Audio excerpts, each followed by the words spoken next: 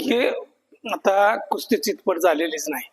Main महत्वाचा point, ज्या वक्ताला ढाक मारले पृथ्वीराजने, त्या ढाकामध्ये 4ची ऑप्शन आहेच. आम्ही म्हणतच नाही आमचा शिवराजला काही असं काही हेच करा म्हणून पण नाही, पण जिथं थांबायला पाहिजे होती कुस्ती, अजून थोडासा टायमिंग घ्यायला पाहिजे होतं पंचाने, पण ते काय ठरल्याप्रमाणे त्यांना काय झालं असेल ते माहिती नाही.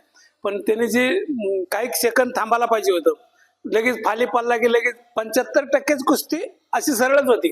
ज्या वक्ताला दोन्ही खंडे टिकतात त्या वक्ताला कुस्ती दिली जाते. म्हणजे तुम्ही एकदम मारून गेला असता ते मान्य केलं असतं की कुस्ती चितपट होऊन गेली, पण तिथं तसंच नाही. कुस्ती तिथं थांबलेली आहे, तिथं थांबली आहे, तिथं खंडा टिकला नाही दुसरा, ते अजून असं चालला होता. तर तिथं अजून त्या रेफरीने थांबायला पाहिजे होतं. मेन महत्वाचं रेफरीची मेन चूक, लय मोठी चूक आहे त्या रेफरीची. त्याला 10 वर्षासाठी काढणं गरजेचं आहे. तो परत दिसता कामा नाही. हा, ते कॉम्पिटिशन मध्ये त्यांनी त्याच्यावर ऍक्शन घ्यायला पाहिजे. नाही जे संयोजक आयोजक होते, जे काय त्यांचं ते होतं, त्यांनी त्यांच्यावर ऍक्शन घ्यायला पाहिजे होतं. आणि अजूनही बघून घेऊ द्या, आम्ही बी बसू, ती पण बसतील, आम्ही तिथं अजूनही हार मानायला तयार आहे आम्ही.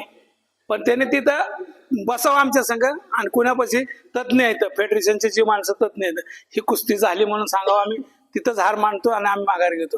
4 वर्ष खेळत नाही आम्ही, तुम्ही त्याला काय करणार? आम्ही फेडरेशनकडे मागणार ना.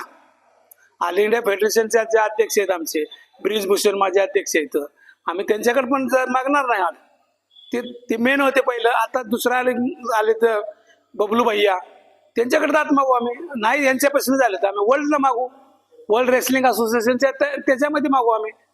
म्हणजे तुम्हाला ही कुस्ती झाली का नाही हे आम्हाला सांगा, मग आम्ही तुमच्याकडे न्याय मागायला आलतो ना. मग तुम्ही न्याय मागण्याच्या आधीच तुम्ही त्याला म्हणता हे चल बाहेर हो, तुला कोण इथं बघा, असं नाही ना. एक पैलवान आहे, खेळाडू आहे चांगल्या, आणि तो काय सिंगल महाराष्ट्र केसरी आताच होतो नाही, 2 वेळाचा महाराष्ट्र केसरी आहे. असं नाही की लगेच महाराष्ट्र केसरी झाला असं संपवलं, असं नाही ना. म्हणजे तुम्ही त्याची एक हेटाई करताय ना. मग तुम्ही लय शहाणे झाला का? तुमची काय लायकी आहे तिथं उभा राहण्याची? मग ती तर महाराष्ट्र केसरी 2चा आहे, आता हा 3ऱ्यांदा हिस्ट्री करण्यासाठी चालला होता. मग तुमची काय लायकी आहे तिथं उभा राहण्याची? हा, राजकारण तर आहेच की, हे चालू करते ना, खेळाडूवर नका राजकारण करू. आम्ही म्हणतोय ना, पृथ्वीराज पण आमचाच आहे, ती पण आमचाच आहे, आणि सर्व महाराष्ट्राचे खेळाडू आमचे आहेत.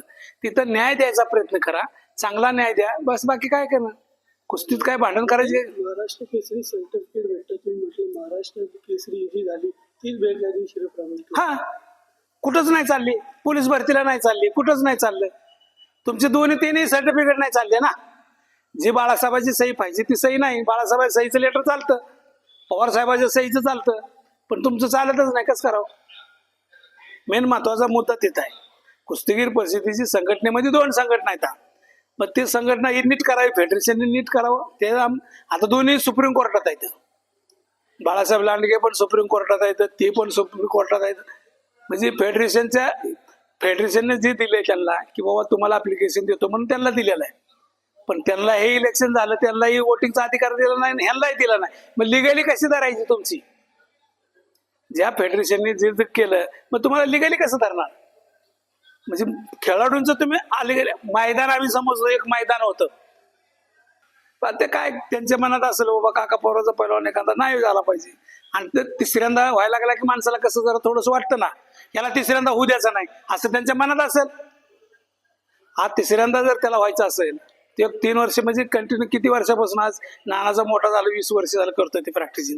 नानाचा मोठा झालाय, त्याच्या आई वडिलाला काय वाटत असेल?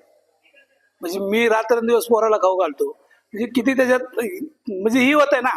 बाकी काही नाही, आम्हाला पैलवानकीच्या विषय काही नाही. हार जीत आहे, 2 पायाची वावडी आहे, कधी ती जिंकल कधी ही जिंकल, हे प्रश्न निर्मितीत नाही. पण तुम्ही जे करता राजकारण पाठीमागून करता हे चुकीचं आहे.